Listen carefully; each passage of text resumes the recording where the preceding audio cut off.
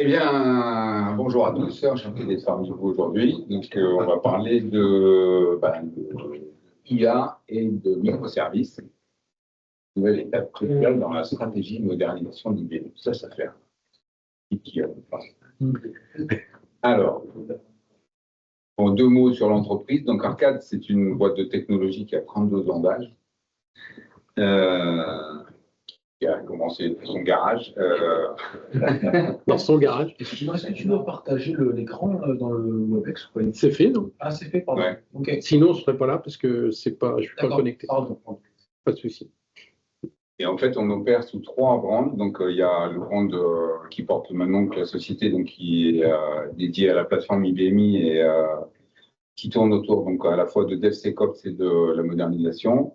Et deux autres brands qui sont eux plateformes agnostiques. Un dans le release management en environnement hybride et tout ce qui concerne la gestion des données de test et l'anonymisation des données personnelles. Donc, le chapeau commun, évidemment, c'est DevOps, hein, parce que la gestion des données de test est une sous-partie de DevOps, comme le release management, donc c'est la partie civile des chaînes CI/CD. Alors, donc notre métier, nous, ça consiste à automatiser, sécuriser et moderniser tous les processus de changement applicatif dans un monde hybride. Donc, ce qu'il faut retenir ici, c'est la notion d'hybridation. Le monde est en train de devenir hybride. Même Microsoft l'admet lui-même, hein, parce qu'on a vécu la vague du tout cloud. Et là, maintenant, donc, il y a quand même un mouvement un peu plus, on va dire, raisonnable, où on fait du mixte entre du data center et du cloud. On profite du meilleur des deux mondes.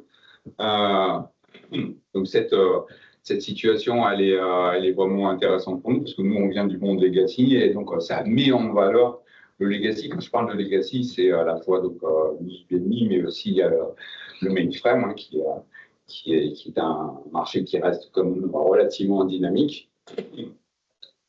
Et ça, c'est quand même aussi les contraintes de sécurité qui sont venues se greffer derrière tout ça. Là, maintenant, on garde son existence parce que en fait, c'est un asset qui est vraiment très stratégique pour une entreprise. Et faire un mouvement de masse sur du full cloud, ça représente quand même des risques très importants. Et donc, prendre des risques dans un monde où la cybersécurité est devenue quand même une contrainte extrêmement majeure, il faut quand même avoir pas mal de cran pour y aller. Donc là, maintenant, on est plus dans cette notion d'hybridation où on profite des fronts qui sont en full web et puis un back qui va rester stable et ultra sécurisé.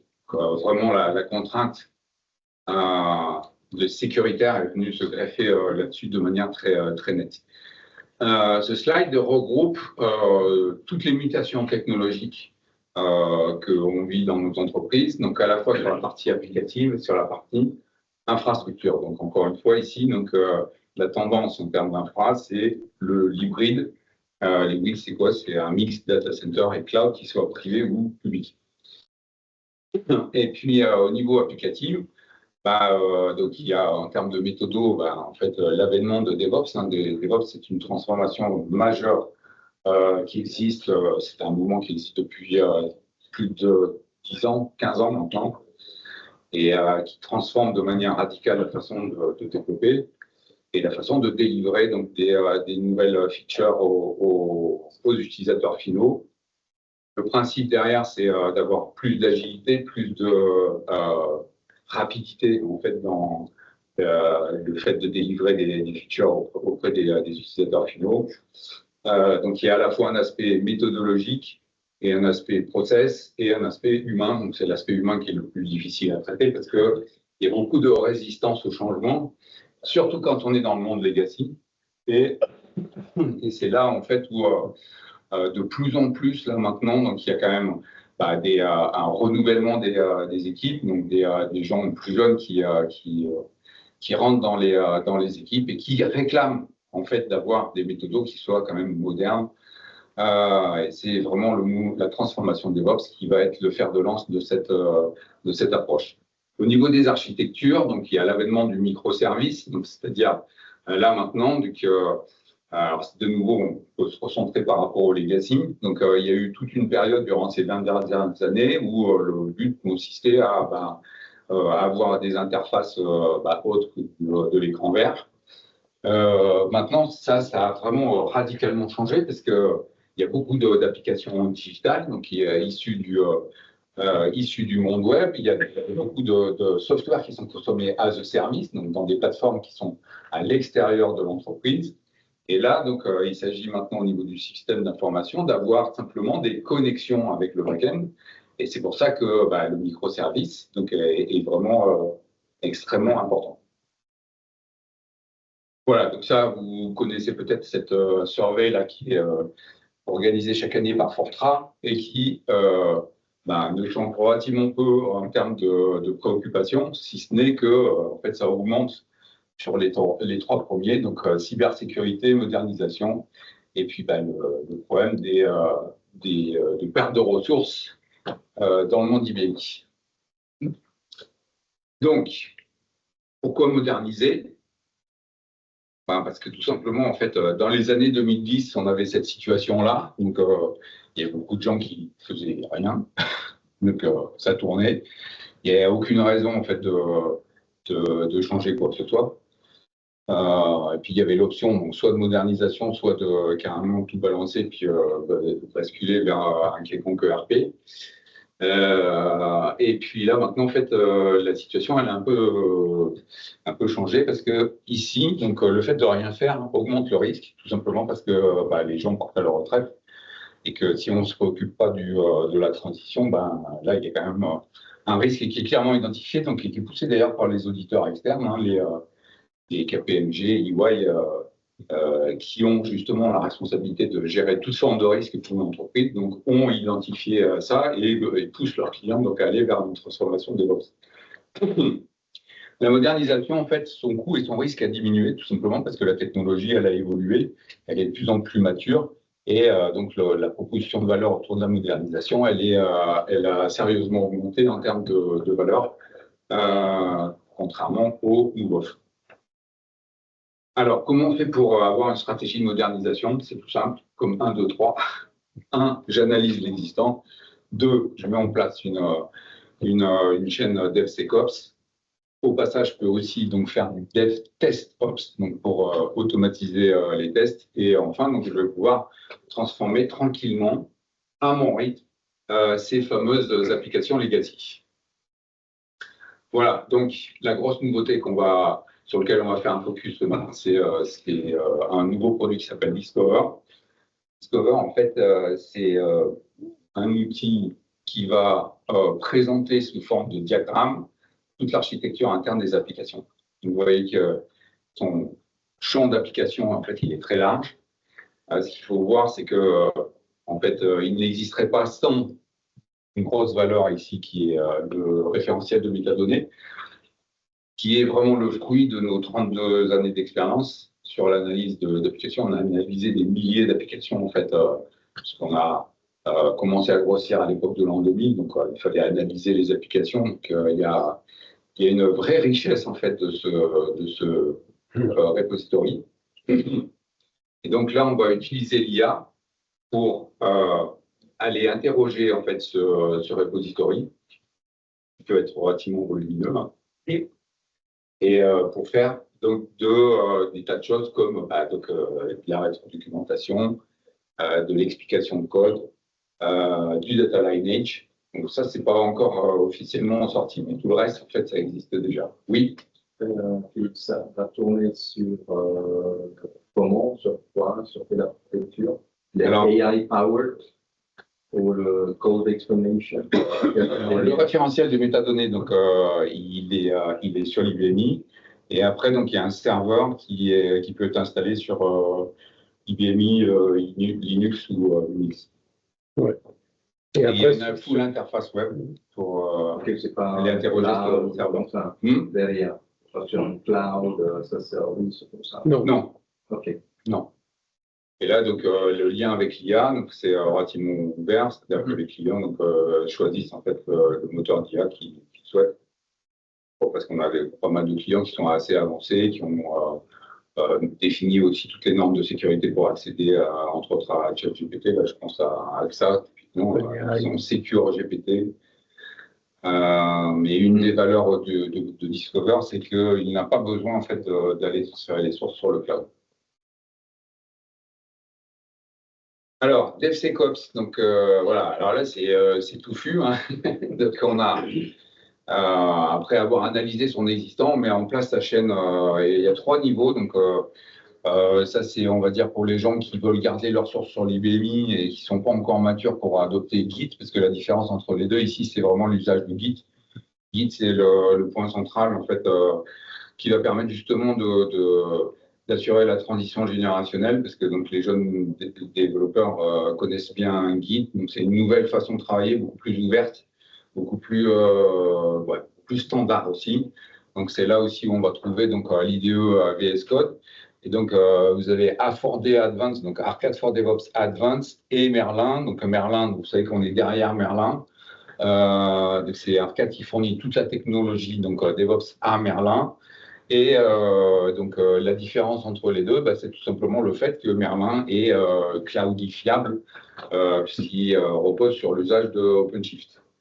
Donc à terme, notamment chez les gros clients, donc on voit qu'ils vont adopter Merlin de manière naturelle parce qu'ils vont monter des clouds privés pour gérer l'ensemble de leurs équipes au travers d'un seul et unique repository central, ce qui va donner beaucoup de gains de productivité justement parce que il peut y avoir des variantes du code qui peuvent être justement gérées de manière synchrone à travers un seul et unique repository Git.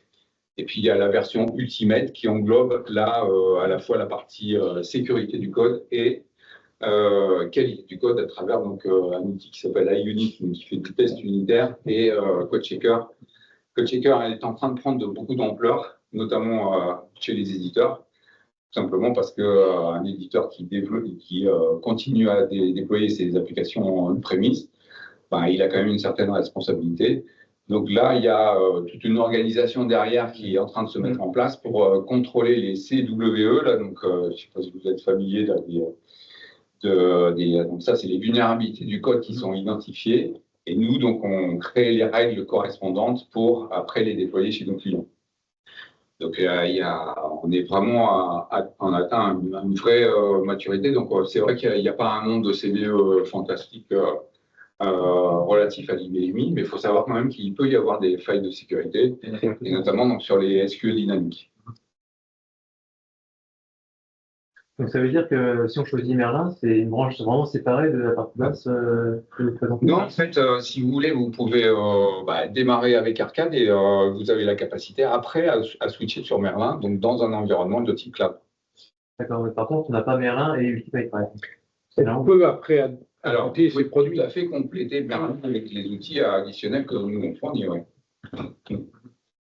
Ça, c'est tout à fait envisageable.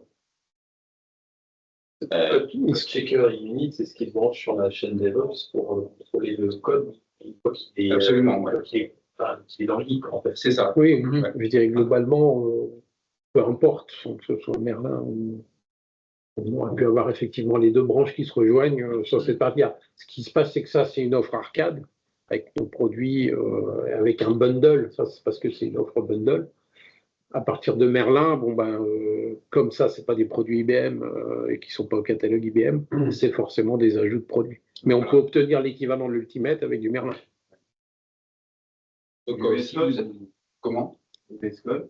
Alors, oui, VS Code, c'est vraiment l'IDE centrale. Donc, typiquement, Merlin ne travaille qu'avec VS Code. Ouais.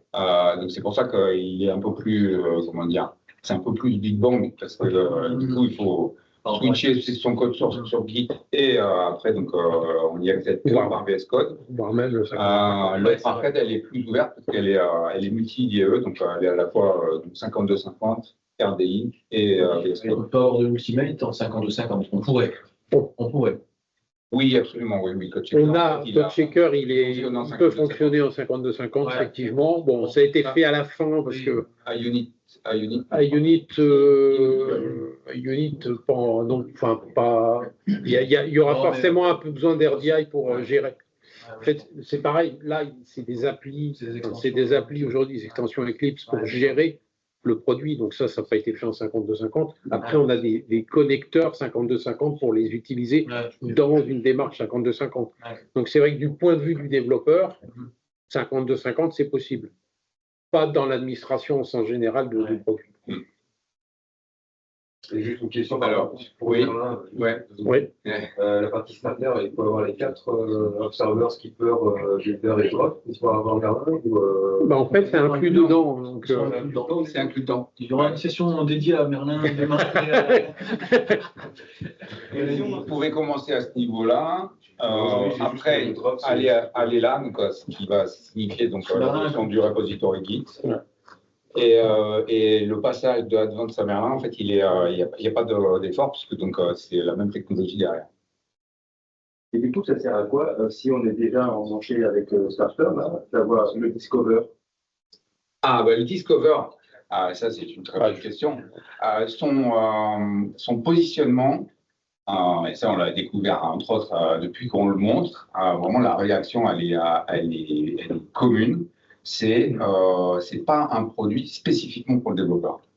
C'est un produit qui est bien plus large en termes d'audience parce que c'est pour tous les gens qui ont besoin d'accéder à la connaissance de l'architecture d'une application.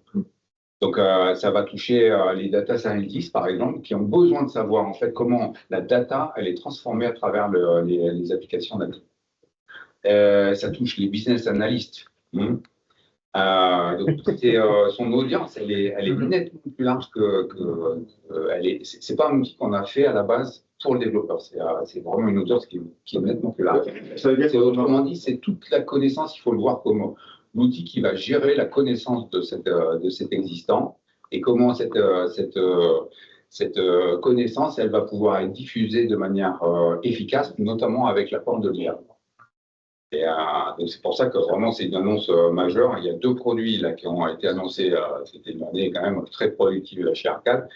Il y a 2 produits majeurs donc, qui ont été annoncés, donc Discover, et le deuxième c'est Transformer Microservice qu'on va voir ici. Donc ça, vous avez l'ensemble de notre offre relative à la modernisation des applications, et on va faire un focus sur celui-là parce que celui-là aussi il a un intérêt majeur. C'est celui qui va permettre de modulariser le code, de créer des procédures avec des taux de productivité nettement élevés. Et donc, à partir des procédures, c'est très facile de créer des web services. Donc, vous avez entre autres AWS en natif qui prend une procédure et vous crée le web service correspondant. Nous, on reste cantonné à la modularisation du code. On ne fait pas la création du web service. Et donc, ça veut dire que quand on est déjà chez vous, sur la partie starter, oui. On peut quand même revenir un peu en arrière sur la partie Discover pour fournir potentiellement dans une logique de décommissionnement ou d'ouverture applicative. Je crois, on a des applications mobiles qui développent dans un coin, on a... Oui, puis en fait, c'est jamais tout ou rien. Enfin, je comprends que quelquefois, il peut y avoir un pan applicatif qui est intéressant de mettre d'une autre façon. Voilà, et donc, un problème de gouvernance de données, qui est mal digéré, identifié. Et là, en fait, Discover va nous donner des éléments pour nourrir une réflexion plus large. Exactement. Tout à fait ça. Et là, du coup, on a déjà la demande d'avoir de rendre ce produit pertinent, pas uniquement pour les applications IBMI, mais aussi pour des applications de type Java ou autre. Et du coup, les gens le voient déjà comme un outil central pour gérer la connaissance, mais de l'ensemble des applications. Je comprends. Et ça, pour nous, techniquement parlant, c'est vraiment facilement à apporter, puisque donc on a déjà toute l'architecture qui est posée. Et il suffit d'alimenter via des parseurs en fait les métadatas. Exactement. Voilà. Pour le Z notamment, on y réfléchit. donc ce sera intéressant de voir ça. Non, mais c'est un excellent outil aussi pour aller convaincre les directions générales que pas forcément utile de faire des IBMI.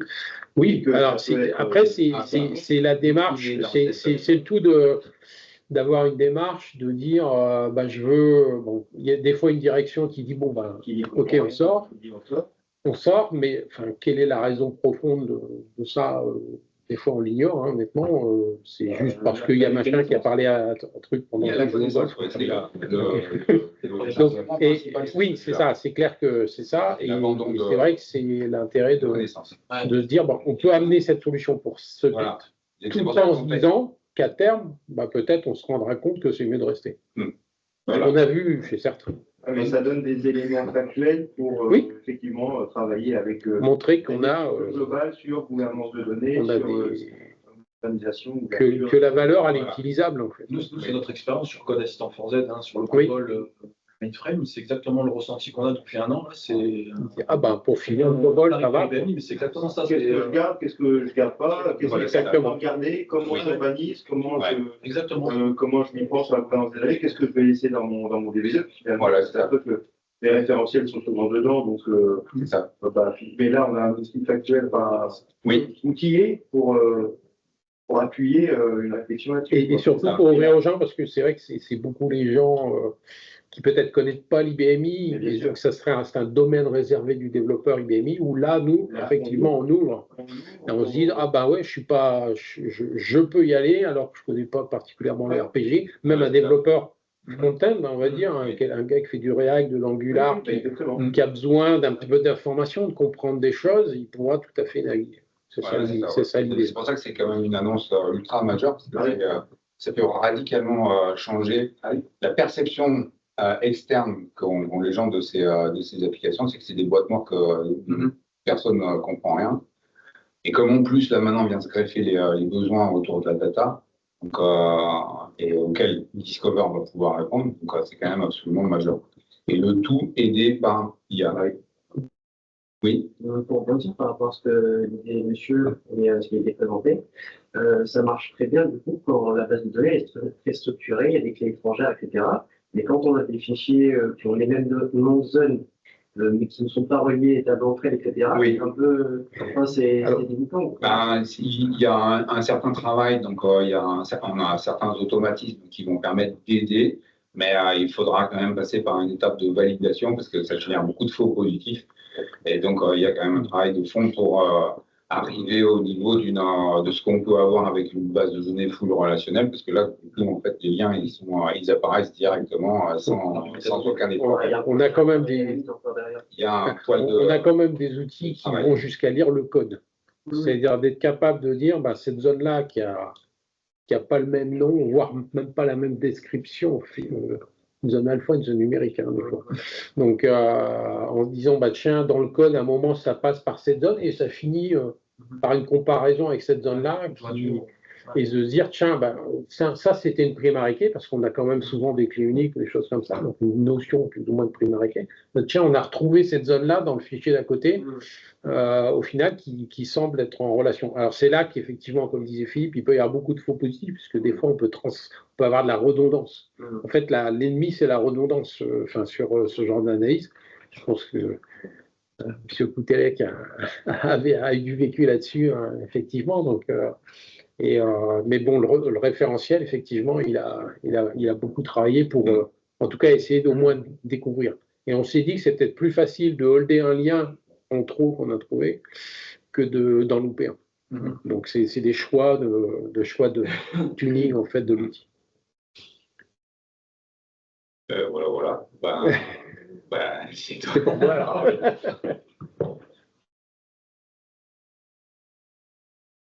Ça marche pas. Discover. Donc, voilà.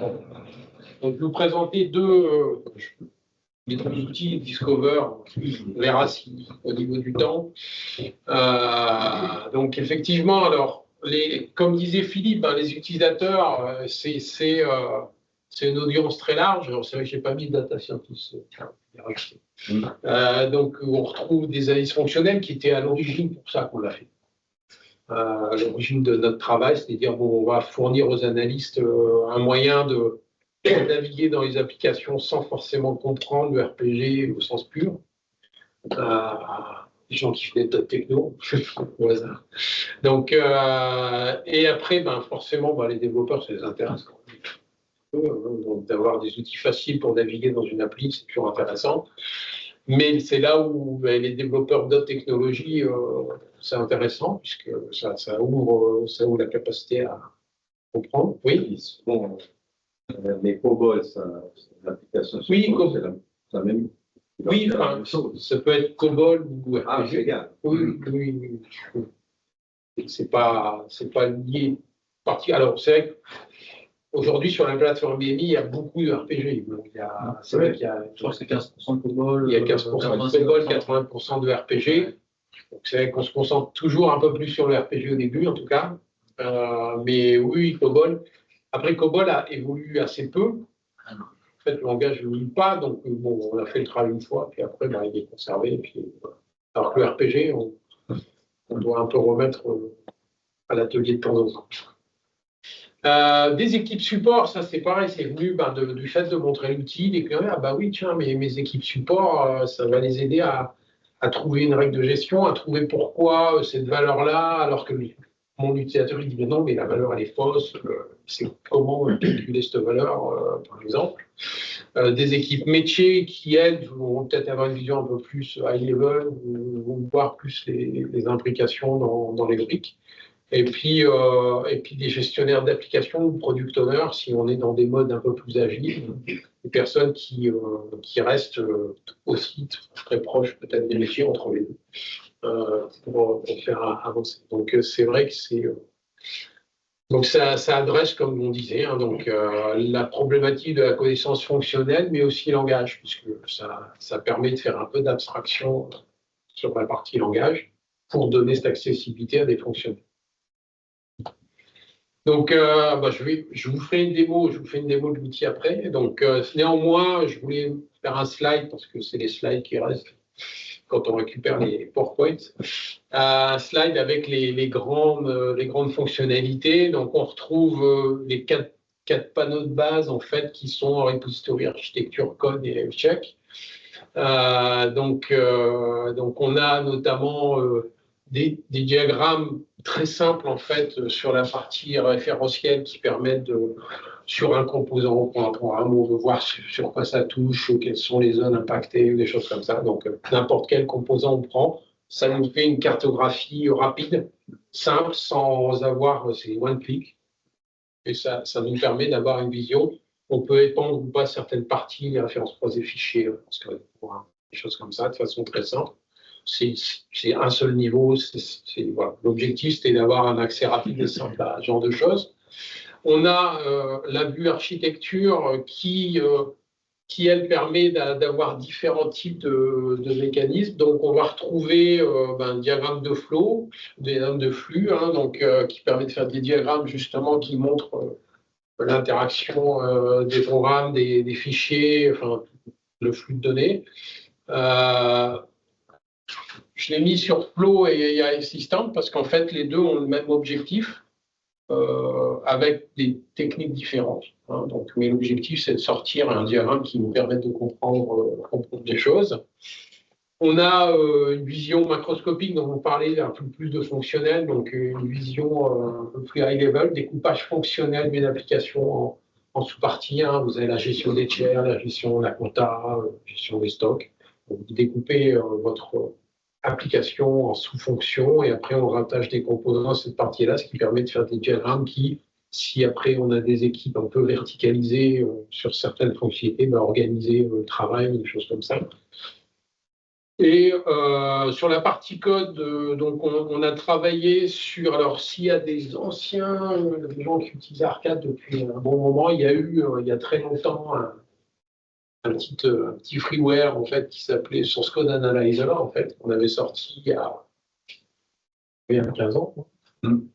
Donc, qui était un analyseur de code source en fait qui faisait des diagrammes. Donc, c'est une réédition évoluée de cette partie-là dans une interface full web qui permet de directement à partir du code de constituer un diagramme type organigramme en termes adéquats. Donc, pour pouvoir sortir aider à la compréhension.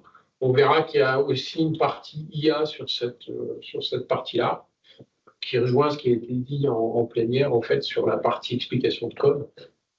Donc on attend avec impatience aussi la partie qui est en train de travailler par IBM, puisqu'on pourra tout à fait la connecter, puisqu'on a prévu justement l'ouverture à un genre de connexion dans notre outil. Donc on travaille en parallèle, nous, sur la forme et avec IBM sur un peu une partie du fond de l'explication de code. Néanmoins, on va montrer quand même des choses qui existent et qui fonctionnent sur cette partie-là. Et puis, on a rajouté le panneau L-Check en fait dedans parce que ça semblait cohérent de fournir aussi comme je disais tout à l'heure, des application owners ou des gestionnaires d'applications, d'avoir une vision peut-être un peu très haute, encore une point de vision technique haute des applications, de voir ma quantité de sources, ma complexité de code, mon taux de changement, si j'associe ça avec la gestion des changements. Hein. Donc d'avoir des indicateurs qui soient mesurables, enfin, des valeurs mesurables, représentées, c'est du Grafana, là, donc pour pouvoir, pour le patron de l'IT, peut-être tout simplement mettre en place des cibles, des objectifs en termes de complexité. Mon code est à complexité de 5, je vous mets un objectif à 1 an de tomber à 4.8. En essayant de travailler sur la complexité, en sortant, ça permet de sortir les programmes les plus complexes, trouver le nombre de billes fabriquées, des choses comme ça. Ça peut se relier avec du code checker. Code checker, on a une capacité à mettre des marqueurs, des métriques sur la complexité de code et être capable de mettre en place après des actions de blocage. On peut aller jusque-là hein, en disant non, je suis désolé, votre code il a trop de complexité. Enfin, le calcul cyclomatique qui est standardisé, il donne une valeur qui est trop supérieure. Vous devez modulariser votre code, faire des sous-routines, des sous-programmes et pas avoir 15 ifs imbriqués dans votre bout de code. Donc, ce genre de choses peuvent aller jusque-là et les indicateurs, certains des métriques viennent d'ailleurs de code checker, viennent de différents outils. On va le voir. Le taux d'utilisation également. C'est vrai que dans ce patrimoine-là, oui, le fait de savoir qu'est-ce qui est réellement actif permet de code mort de faire des alors, code mort, on n'a pas. Ça reste complexe en fait. Dans le code mort, on a donc, moi, la logique l'analyse statique. d'objets utilisés. Ouais, c'est ça. Et du coup, par rapport à ça, c'est vrai que. En fait, la réduit au difficulté. moins de 25, 30, 40% des fois le patrimoine. Ce qui fait que l'analyse aussi des flux est plus intéressante. Plus pertinente, puisqu'on sait qu'effectivement, on a les fichiers les plus utilisés, les plus gros, les programmes les plus utiles, les plus gros. Ouais. Et c'est vrai que si ces programmes-là, on arrive à les optimiser, on fait des gains qui sont beaucoup plus rapides que d'un programme qui est utilisé une fois par an. Ou 0 points même. Ou 0 points. Exactement. Alors, ça fait partie, dans ce que disait Philippe tout à l'heure, ça fait partie du schéma. C'est-à-dire que le premier travail, quand nous, on met en place Arcade pour une modernisation, et j'ai un témoin de modernisation à côté, là, la première chose, on était parti à 33 000, je crois, donc 33 000 composants, on en a modernisé 15 000, je crois. Hein, donc, c'est pour vous dire, partie de 33 000, voilà, mon ensemble applicatif, mes bibliothèques, 33 000 programmes. On va moderniser. On va d'abord commencer à regarder ce qui sert. Et puis, on a divisé par 2. C'est Observer qui fait cette analyse. Alors, c'est un peu le chèque, c'est Observer. Enfin, c'est différentes techniques. On utilise les métadonnées de l'IBMI aussi, bien sûr. Hein, donc, il y a aussi 30 millions de lignes de code ici. Voilà. Donc, après, il y a les lignes de code. Bon, alors, pour dire à ta question de code mort, code mort, c'est un peu plus complexe parce que des fois, dans un programme. Du code mort statique, si effectivement on voit qu'il n'y a jamais de XSR sur une routine, on va dire que ça pourrait être facile. Et c'est rarement le cas. Souvent, il y a quand même des XSR, sauf qu'il y a un if devant qui n'est jamais résolu. Et le if, il est toujours avec une variable, et puis c'est parce que ça a changé, et puis qu'il n'y a jamais la valeur. Donc, c'est compliqué de trouver du code mort comme ça. Bien sûr. La démarche qu'on trouve plutôt là-dessus, ce serait de dire, mettons du code coverage. Le code coverage. Donc, utiliser iUnit, par exemple, plus faire du code coverage, et se rendre compte que on n'arrive jamais en couverture à taper sur ce code-là. Donc, et après dire pourquoi on ne va jamais sur ce code-là et comprendre que, oui, c'est vrai. Les types A n'existent plus chez nous, on ne fait que des types B. Donc, il y avait un if type A égal. Donc, c'est là où code mort, c'est vachement vaste en fait. Donc, voilà. Alors, potentiellement, le diagramme de programme, de code, peut aider Mais bon, c'est une interprétation à faire. C'est pas l'outil qui me dira en rouge, ça marche, ça passe pas par là. Health-Check, c'est branché sur la prod. Alors, Health-Check, on a une récupération de certaines données sur la prod, pour justement utiliser, voir l'utilisation réelle des programmes, parce que sur le test, ça n'a aucune valeur, en fait. Et dans ça, par exemple, si on veut savoir si un code a été utilisé, je sais pas, pendant les 12 derniers mois, oui. Il faut brancher votre outil pendant 12 mois. En fait, grâce aux métadonnées d'IBMI, on peut le récupérer quasi instantanément. Donc, on a l'outil qui est installé et on a installation d'une partie sur la prod et l'outil va chercher, lancer des analyses sur la prod, les récupère et on les traite sur la machine de données. Et on a fait ça, on coupe l'accès à la prod et puis. Oui, en fait, c'est juste one shot. Au moment où on va faire l'analyse, on va récupérer ça, on les récupère et puis après, on peut couper.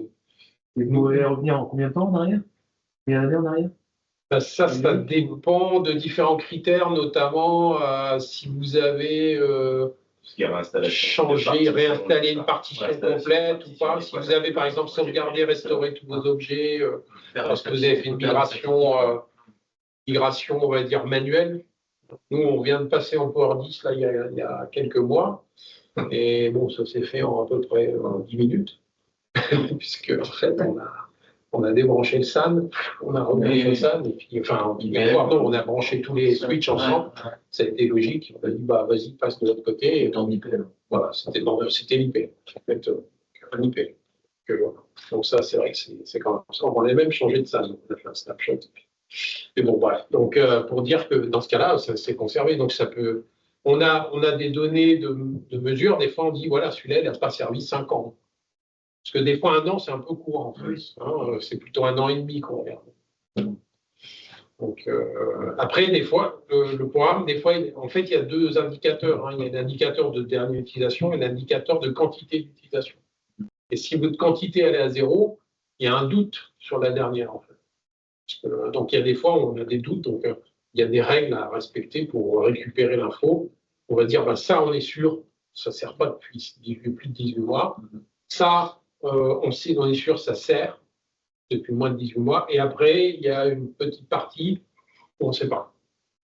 Donc souvent, on les met dans ceux qui servent, on ne sait jamais.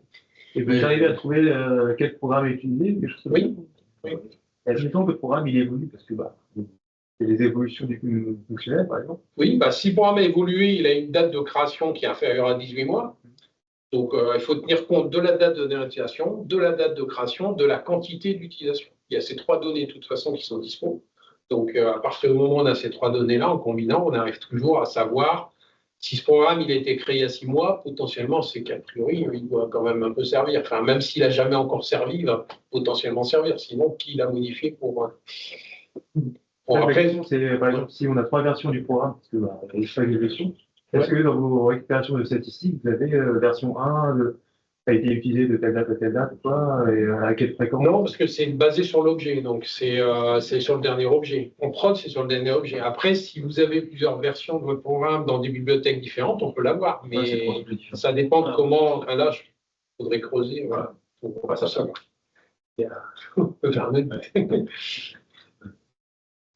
Donc, le point important, c'est ça, c'est ce que disait Philippe. Ça, c'est plus de 30 ans de travail sur l'analyse applicative. Alors, c'est pas juste un DSP-OBJD, pour ceux qui connaissent. C'est pas juste, c'est de l'analyse de code. C'est une combinaison de l'analyse des objets plus les sources, avec intégration des copies, récupération des externes. Enfin bon, tout un tas de mécanismes bien propres à l'IBMI, des relations implicites ou explicites entre des composants. Donc ça, c'est 30 ans de recherche qui nous ont abouti, qui ont abouti à avoir un référentiel aussi puissant. Pourquoi ce référentiel, aujourd'hui, on peut le garantir? Quelle est la conséquence du fait qu'on arrive à garantir ce référentiel? C'est qu'aujourd'hui, toute notre partie DevOps, là, elle s'appuie sur des mécanismes de recompilation automatisés, Builder, qui s'appuient sur ça, en fait. Donc, aujourd'hui, ma base de données, et ça, c'est vraiment une forte valeur, elle est temps réel, bonne, enfin, elle est tout en réel validée. C'est-à-dire que comme on l'associe, nous, à une gestion des changements, après ça dépend comment on l'utiliserait, mais comme on l'associe, nous, à la gestion des changements, dès qu'on fait des modifs de programme, la base de données est à jour. Donc, ça veut dire que toutes les informations sur lesquelles va se baser ce que je vais vous montrer après, toutes ces informations, elles sont véritables et validées parce que de toute façon, elles sont directement mises à jour par le process lui-même. Si vous n'utilisez pas une gestion de configuration, enfin, ou une gestion des changements, dans ce cas-là, il y a des process à passer pour renouveler l'information quand vous faites des modifications, soit de façon régulière. J'ai des clients, ils disent une fois par semaine, ils ne sont pas à un delta d'erreur près, ils acceptent un taux de décalage. Puis dans ce cas-là, ils sont moins à une semaine près. Bon, pour une analyse d'impact, des fois, c'est pas critique d'être à la minute, quoi. Donc, mais en tout cas, c'est vraiment important. Le référentiel arcade, donc utilisé pour tout ce qui est analyse d'impact, mais aussi de façon très opérationnelle pour tout ce qui est recompilation et donc constitution des packages déployés en production. C'est pour vous dire quand même la valeur de cette partie-là. Donc, on retrouve des outils de modélisation graphique dans Discover. Donc, je vais vous montrer, de toute façon, ça en parlera plus. C'est une nouvelle interface full web, c'est-à-dire qu'on installe en lien sur le PC de l'utilisateur.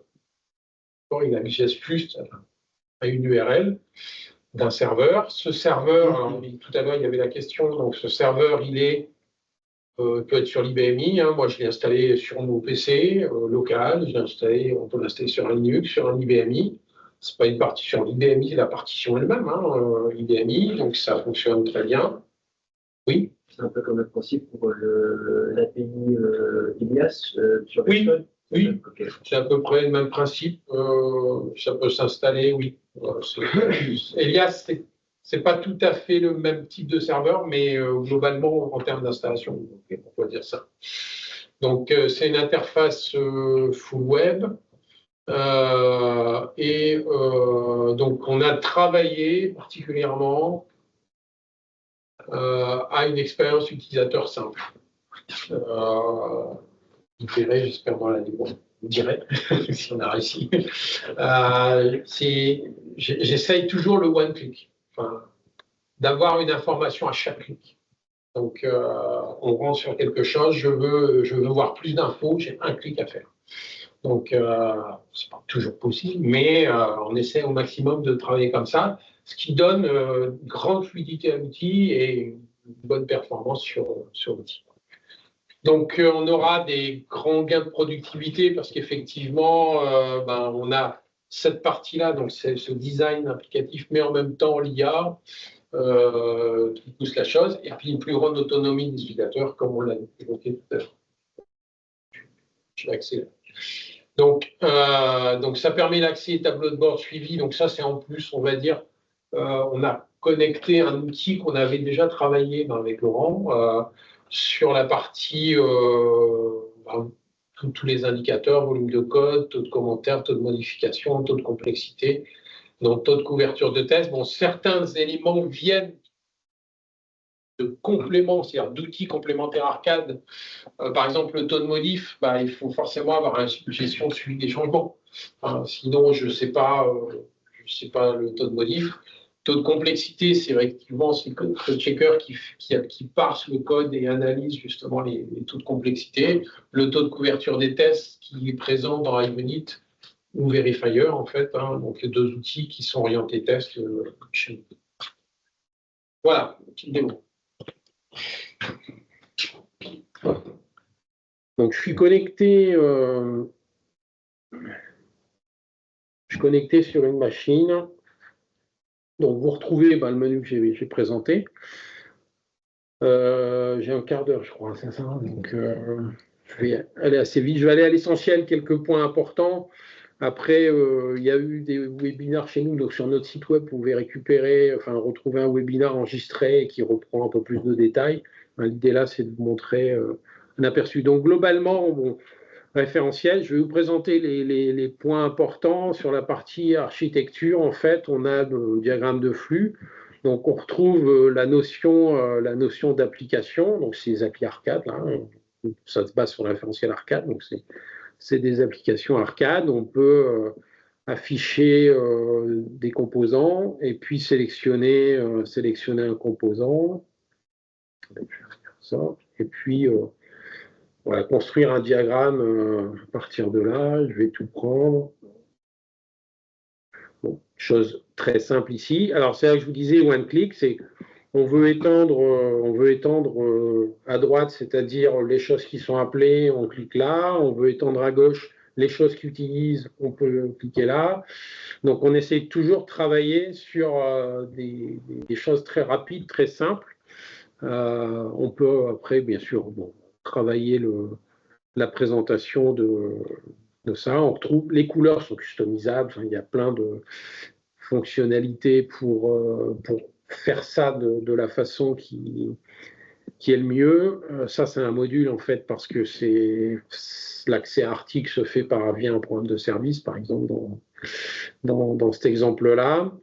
On peut rebondir d'un diagramme à l'autre. Donc, je vais changer de diagramme. Donc, vous voyez qu'il y a plusieurs types de diagrammes. On peut tout simplement rebondir.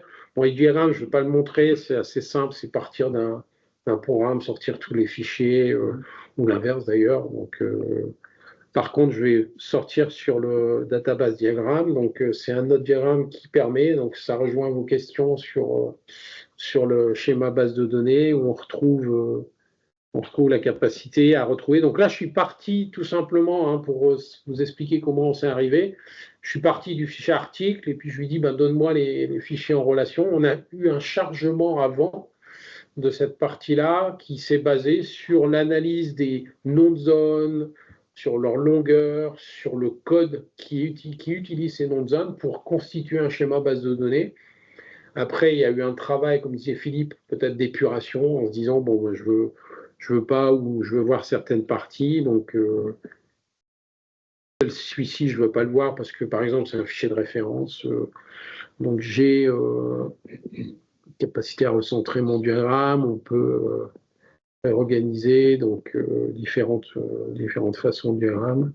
Est-ce que tu fais la différence entre une relation supposée, c'est-à-dire trouvée à travers le code, et une relation réelle, c'est-à-dire déclarée au niveau SQL? En fait, pas directement. Ah oui, tu veux dire une relation qui serait une intégrité qui serait posée. Là. Oui. Non, on n'a pas de cette distinction. C'est très bon. On n'a pas la distinction, mais c'est vrai qu'on pourra la mettre. C'est vrai que c'est possible de qualifier cette partie-là, parce qu'on a l'info en fait. Qu'on pourrait la rajouter, peut-être des couleurs de traits ou des pointillés ou des choses comme ça. Ouais. C'est vrai. Chaque fois qu'on le montre, on a des. Ah ben voilà. Voilà. Non mais backlog, il y a du monde sur celui-là. Donc schéma base de données, et je vais aller sur l'assistant IA. Donc l'assistant IA, il a pour vocation de vous aider à faire ce genre de diagramme, mais beaucoup plus rapidement. Donc là, ce qu'on a vu, quand j'ai fait le diagramme, je suis parti d'un composant, je lui dis, voilà, je prends un composant, je le pose, montre-moi ce qu'il y a autour, puis je vais sur le composant d'à côté, montre-moi ce qu'il y a autour, etc. Donc ça, c'est pas mal. Par contre, là, l'idée, c'est... alors, je vais le faire en anglais, j'ai plus l'habitude.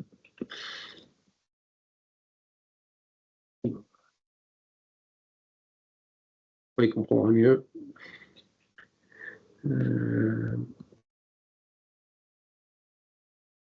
Donc, ça menu, c'est un menu dans mon application. Donc, quelle est, là, souvent la question que j'ai là, c'est quel vocabulaire je dois employer dans mon prompt.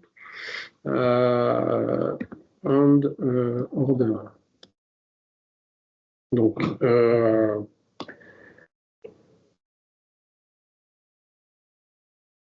en fait, là, ce que j'ai besoin, ce qu'on éduque, on éduque l'outil, c'est à... Alors, je vais recentrer. Donc, en fait, ce diagramme, je suis parti d'un menu. Je suis parti du menu, et puis ce menu, il appelle des tas de programmes. Et en fait, excusez-moi. Ouais, ça.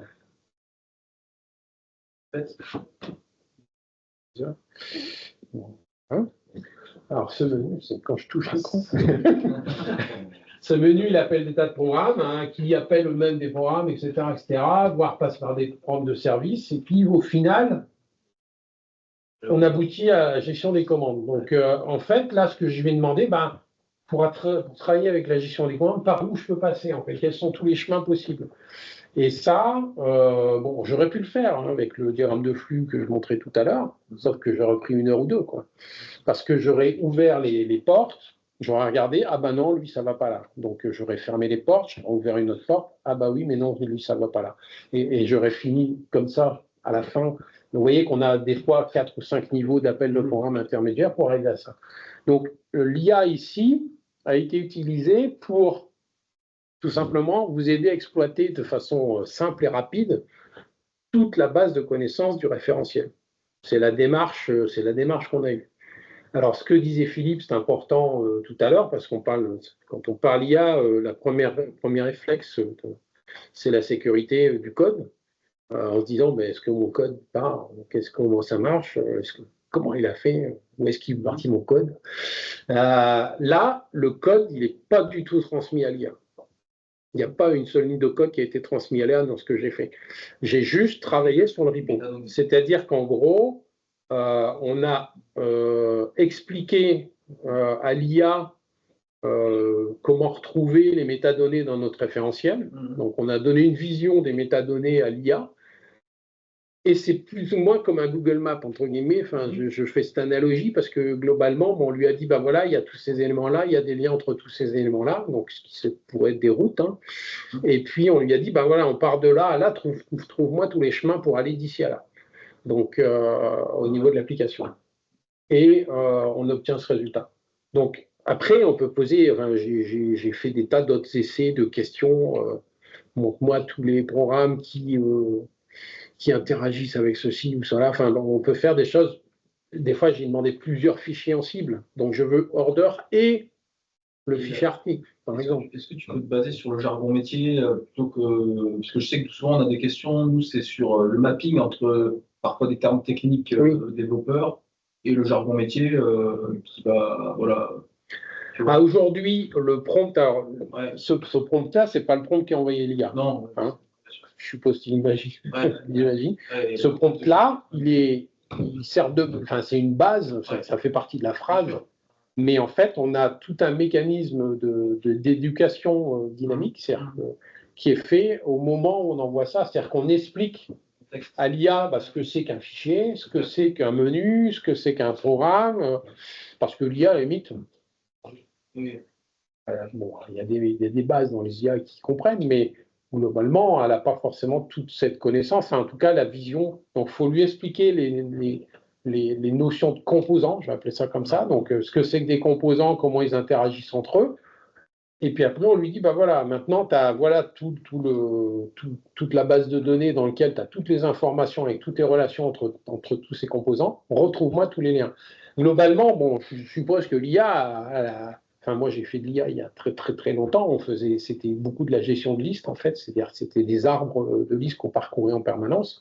Je suppose qu'il a parcouru, il a dit non, là ça va pas, là ça va pas, là oui, là c'est bon, là je prends pas, puis voilà.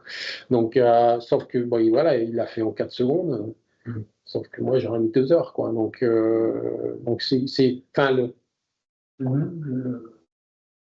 l'apport ici d'IA, dans cet exemple, en tout cas, j'ai divisé mon temps par 1000, quoi. Donc, c'est ça le gain de productivité dont je parlais. Après, on peut sortir des listes à la place de sortir des diagrammes, hein, on le fait aussi. Donc, et puis ces listes-là, elles peuvent sortir point d'entrée pour faire de la gestion de conf, pour faire un tas de choses. Donc, c'est oui. Alors, sur l'utilisation quotidienne d'Arcade, nous on utilise des références croisées. Oui. Histoire de voir à peu près, dans un exemple, comme qu'est-ce qu'on a comme update sur quel fichier, etc. Oui. Ça ne sort pas tout le temps. Il y a des trucs des fois qui manquent. D'accord. Alors moi, ce que je me demandais, c'est est-ce que ici, ça utilise les mêmes principes que... Ça utilise les mêmes données en tout cas. Ouais. tu utilises les mêmes données. Par contre, il faudra vous me disiez ce qui vous manque. Oui. Parce Un que- exemple, en plus, je pourrais. Ouais, ça, n'hésitez pas à revenir vers moi là-dessus parce que on se fait fier de sortir tout ce qu'il faut. Donc, si vous me dites qu'il manque un trou, il y a un trou, c'est pas, on va corriger ça. Donc, Mais ça utilise les mêmes données, ok. c'est la même base de données fond du fond. Et je peux lui dire dans le compte, après lui avoir fait la mise en contexte, etc., Oui. etc., lui dire je veux tous les programmes qui mettent en update ce fichier-là, et Oui. il me sort, ok. En fait, on pourra, enfin le prompt, enfin, j'ai pris cet exemple-là parce que je trouve qu'il est très parlant d'une chose qui est faite en quelques secondes. Après, dans le prompt, enfin, des fois, je complexifie ce prompt pour rajouter d'autres fichiers, mais sauf ça, je veux pas passer par celui-là. Par exemple, là, on pourrait dire, par exemple, moi, sauf tous les programmes qui passent par le programme de service, parce que c'est le normal, c'est l'usage normal. On veut que ça passe par le programme de service d'accès. Et donc, tous ceux qui passent par la petite porte de derrière, on veut les retrouver pour les traiter et faire qu'ils passent par le programme de service ou rajouter les fonctions dans le programme de service qui permettra de basculer sur l'autre produit pour dire je modernise et j'avance. C'est un super requêtage aidé par l'IA. Voilà. Bon, comme il reste très peu de temps, il y a eu beaucoup de questions de toute façon en même temps, donc on avait prévu de laisser un peu de temps aux questions, mais je pense qu'elles ont été posées on the fly, donc c'est pas mal. Donc je vais arrêter là. Encore une fois, je vous invite à aller voir sur notre site. Il y a un webinar spécialisé, vraiment pour ça, où ça avait été beaucoup plus développé. Donc n'hésitez pas à aller voir sur notre site web en fait.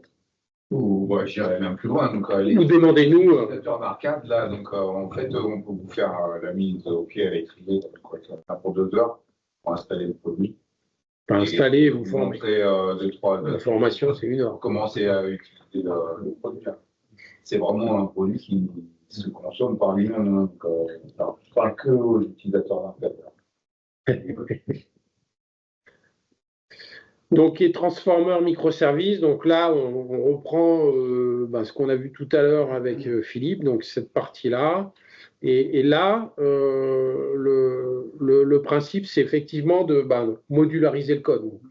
Je ne vais pas forcément détailler tout, mais globalement, modulariser, c'est rendre le code plus facilement modifiable, plus performant. Encore une fois, j'ai un bon exemple de code modularisé avec beaucoup de gains de performance. Ouais. Hein, vous avez fait combien dans les 30%? Donc, c'était pas mal. En modularisant beaucoup le code. Bon, on est passé de 15 000 composants à 50 000, je crois. Parce que c'était beaucoup plus petits composants, mais par contre, ça speedait bien et s'utilisait beaucoup mieux la mémoire. Hein. Donc, les avantages des web services, ça, je pense, c'est une porte ouverte. J'espère, en tout cas pour la plupart d'entre vous.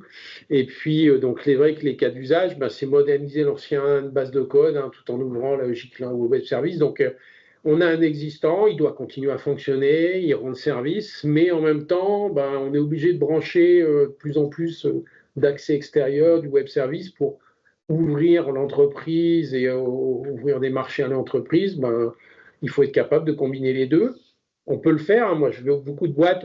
C'est pas grave. On va rajouter on va dupliquer le code. On va rajouter un web service. Ça va le faire.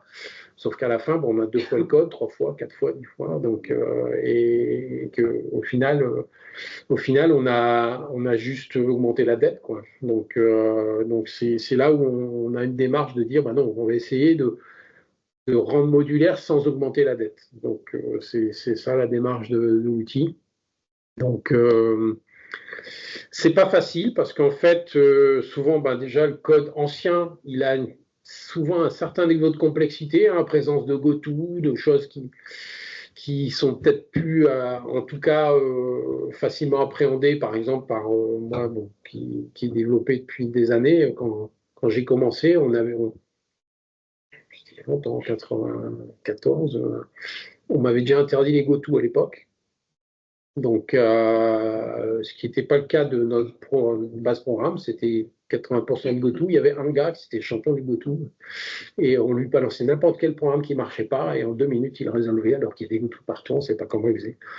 Il en fout. Mais voilà, donc ça, par contre, il n'est plus là.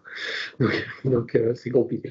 Donc, enfin, c'était pas chez Arcade, hein, donc c'était bien avant. Et donc, c'est vrai que la complexité du code existant, une gestion du risque, parce que commencer à modifier du code pour pas de gain fonctionnel, globalement, quasiment, enfin, l'appli, elle fonctionnera comme avant, ça génère des fois des peurs et des risques sur lesquels on a du mal à trouver un ROI.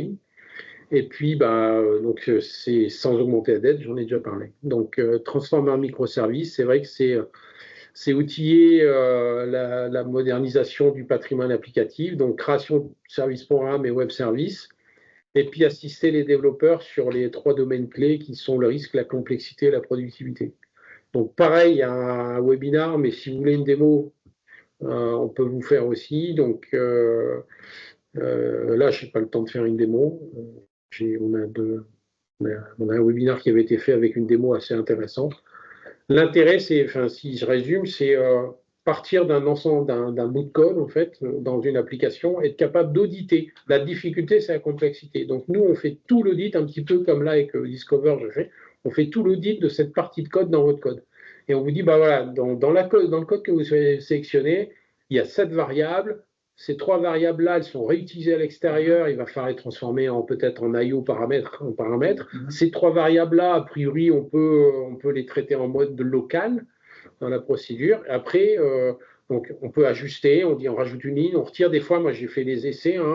Des fois, je rajoute une ligne, boum, je me trouve avec 10 paramètres en plus. Je retire une ligne, boum, parce que tout d'un coup, il y a une variable qui est sortie qui a fait que, par boucle de neige, ça a réduit le nombre de paramètres. Donc, l'idée, c'est de fournir un premier outil d'audit qui vous donne en quelques instants une vision de ce qui est faisable. Et puis, vous permettre d'ajuster votre code en fonction de ça. Des fois, on va se dire, on va prendre ce pavé-là, il y en a partout. Donc, on va découper en 3 ce pavé-là. Et là, on voit qu'il y a quelques variables qui sont prises à chaque fois, qui sont repassées à l'autre, mais ça fait beaucoup des fonctions fonctionnelles. Et après ça, l'outil vous permet vraiment d'interroger variable par variable. Cette variable-là, on a vu 7 interactions.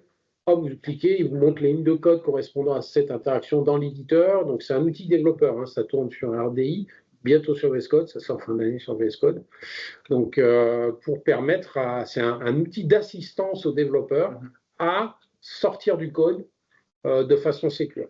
Et après, il y a toutes les fonctions pour sortir le code. Une fois qu'on est bon, qu'on a choisi son code, qu'on est d'accord, on appuie sur le bouton, ça crée le programme de service, ça met les paramètres, ça crée donc un programme de service et ça remplace le code par l'appel du programme de service. On est en train de travailler sur la redondance de code. Donc, parce que ça a été une demande aussi d'être capable de gérer la redondance de code, donc retrouver si un bout de code il est redondant et justement factoriser cette extraction en disant on crée une seule. Donc là, c'est encore une fois bien améliorer la dette, puisqu'on par rapport à tout à l'heure, non seulement j'augmente pas, mais je diminue. Donc, comment? Alors dans RD, il y a une fonction, mais elle n'a pas ce niveau d'audit en fait. Malheureusement, il y a beaucoup de responsabilités qui restent aux développeurs. Et je pense qu'il y en a beaucoup, ils n'appuient pas sur le bouton parce que cette vision, en fait, elle est basée sur vraiment des cross-refs, encore une fois, qui viennent de notre référentiel, des cross-refs assez précises d'analyse de code. Donc, après, oui. Et l'idée, nous, c'est qu'on a une vision multi-composants, donc multi-applications, donc redondance de code. Et après, on va aller jusqu'à la génération de web service. Aujourd'hui, c'est ready web service, c'est-à-dire qu'aujourd'hui, on extrait le code et puis on prend le Wizard IBM, par exemple, ou Elasti-ILE, je ne sais pas si vous connaissez, qui sont 2 outils pour faire du web service à partir d'un service programme. Et vous enchaînez, et dans une des démos, j'ai ça, on enchaîne en 2-3 coups, plouf, le web service, il est créé. Là, l'output, c'est le programme de service. Le code, c'est une procédure dans un programme de service. L'output, c'est ça, plus modification, génération des copies d'inclusion, ça génère un code propre. Donc ça génère des copies pour le prototypage, ça, voilà, c'est comme on sait faire. Voilà. Donc effectivement. Donc l'expansion prenne encore en maturité, quoi. Bah, je dirais, c'est des nouveaux produits, on est clair là-dessus. On commence à travailler. Ça a été travaillé avec des clients en fait, chez nous quand même. Donc on avance. Je dis ça parce qu'on va le tester la semaine prochaine. Ouais, c'est bien. Donc, GEPS, ouais. Ça y est, c'est enfin installé. On devait attaquer à l'été, mais il fallait faire un upgrade. Parce que c'est vrai que, alors autant Discover, je ne l'ai pas dit tout à l'heure, c'est compatible avec quasiment toutes les versions d'arcade, enfin V11, V13 jusqu'à V24. Donc on n'a pas besoin d'upgrader arcade pour utiliser Discover parce que la database de repository elle est assez standard. Autant sur ce produit-là, effectivement, ça tape très dur dans le code. Donc là, il faut upgrader le produit. Il faut upgrader arcade. Voilà. Sur quelle version? V24, celle qui sort, enfin celle qui est sortie, V24.b, à partir de V24.1, je ne sais plus. Mais ouais, c'est bon, ouais. Ok, ben, merci pour votre attention. Donc, je vais en profiter pour faire une petite annonce. Donc, parce que vous savez qu'on sort une version majeure par an. Donc, il y a la V25 qui sera annoncée donc en janvier. La date n'est pas encore fixée de manière définitive. C'est courant janvier. Ouais.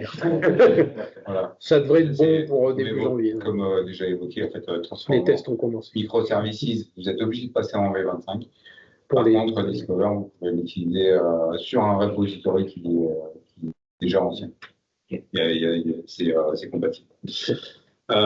Quel va être le contenu de la V25? La partie majeure, c'est le SQL.